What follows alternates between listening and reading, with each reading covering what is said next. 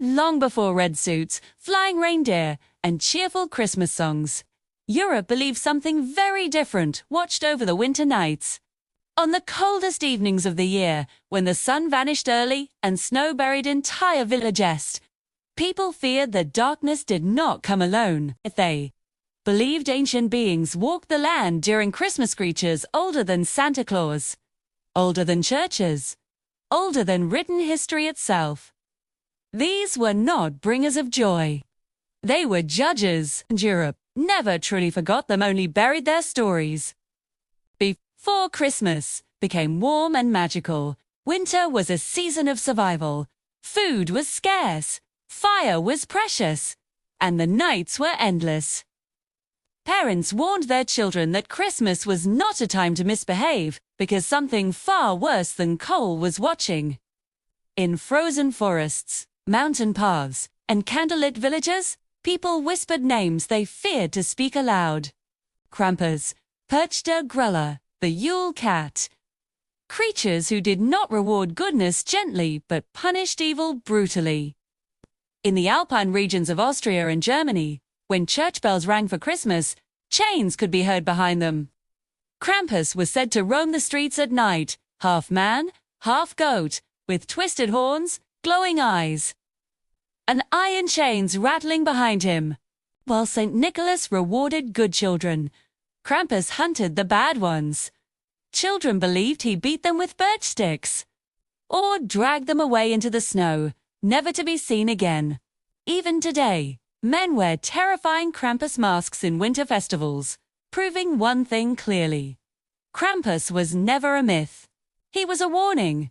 High in the alpine mountains lived Perchta, a spirit with two faces. 2. The hard-working and obedient she appeared beautiful, radiant, glowing like fresh snow under moonlight. But to the lazy and dishonest, she became a nightmare. Legends say Perchta would slice open the bellies of those who broke winter rules, stuffing them with straw and stones as punishment. She watched homes silently, judged meals carefully, and punished those who disrespected ancient winter traditions. When snow fell softly on European villages, people said Frau Holle was shaking her feather bed. She lived between worlds, neither good nor evil, but powerful beyond imagination.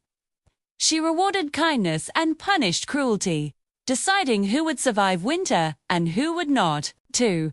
Anger Frau Holle was to invite endless cold and starvation. In Italy, children feared not a man in red, but an old woman on a broom. La Befana flew across the night sky on Epiphany Eve, delivering gifts to good children and ashes to the bad. Some believed she was a witch. Others believed she was something older, an ancient spirit left behind when Christianity arrived. Her face was kind until it wasn't. In Iceland, children feared a creature larger than any house. The Yule Cat stalked snowy fields, glowing eyes searching for victims. Those who failed to receive new clothes before Christmas, those who were lazy or ungrateful, were said to be devoured alive. The message was simple: work hard, or be eaten. Deep in frozen Icelandic mountains lived Grýla, giantess who descended during Christmas to hunt misbehaving children. Her sack was never empty, her hunger never satisfied. Parents used her name to keep children silent at night because Grýla did not knock. In Greece, during the 12 nights of Christmas, goblin-like creatures known as kallikantzaroi emerged from the underworld. They crept into homes, spoiled food, broke furniture, and whispered madness into sleeping minds. Fires were kept burning all night to keep them away. Because once they entered your home, they never left quietly. As Christianity spread across Europe, these creatures became inconvenient. Fear did not fit the new message of joy and salvation.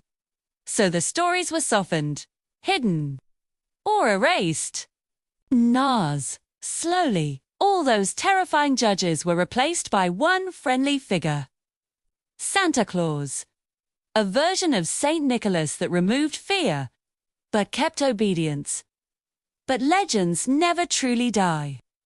They hide in festivals, masks, whispers, and childhood fears that have no explanation. Because on the longest nights of the year, when snow falls silently and shadows stretch too far, some believe Santa isn't the only one watching. Christmas was never meant to be safe. It was meant to be survived. And somewhere in Europe's frozen forests, the old creatures still remember their names.